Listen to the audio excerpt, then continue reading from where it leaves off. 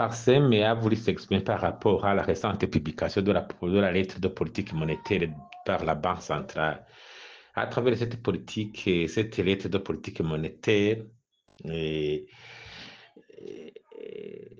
Parsem constate d'abord au niveau des devises une évolution mitigée des exportations. Une évolution très mitigée. Tous 206 milliards ou 208 milliards, si on compare les derniers trimestres des années 2023-2024, sera causé par une faible augmentation des exportations du café, du thé, sans oublier les mines, sauf l'or dans une moindre mesure. Et donc même quelquefois, il n'y a pas de traçabilité au niveau du budget.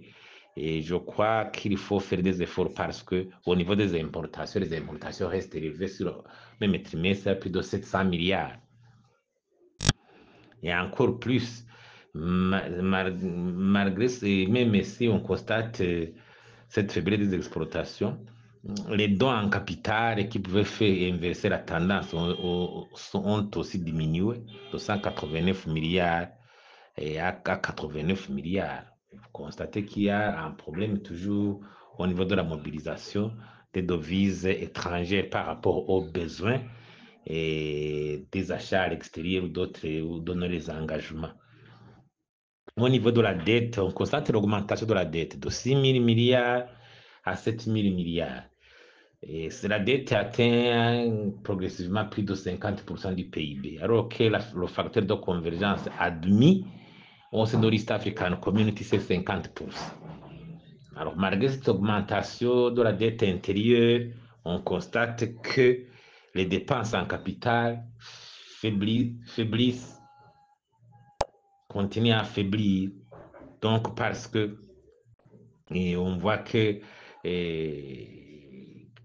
c'était à 397 milliards l'an dernier, mais ils sont à 217 milliards cette année.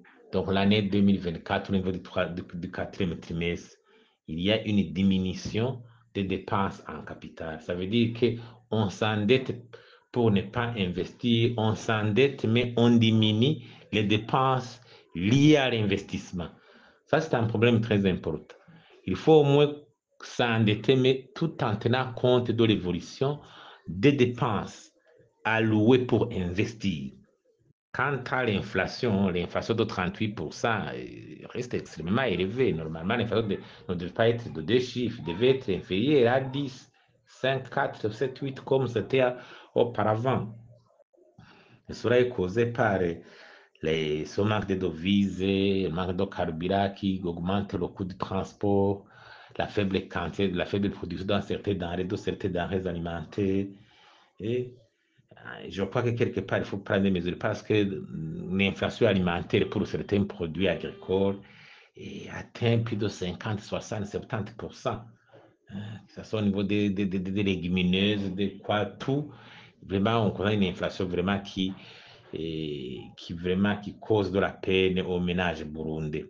Il faut alors des mesures vraiment énergiques pour soulever l'économie burundaise, pour relancer l'économie burundaise, en appuyant les exportations, l'environnement des affaires, faire comment augmenter les dépenses d'investissement, au niveau des dépenses budgétaires, voir comment et prendre toutes les mesures pour arrêter cette inflation. Sinon, il sera difficile vraiment d'atteindre les objectifs liés à la vision 2040-2060.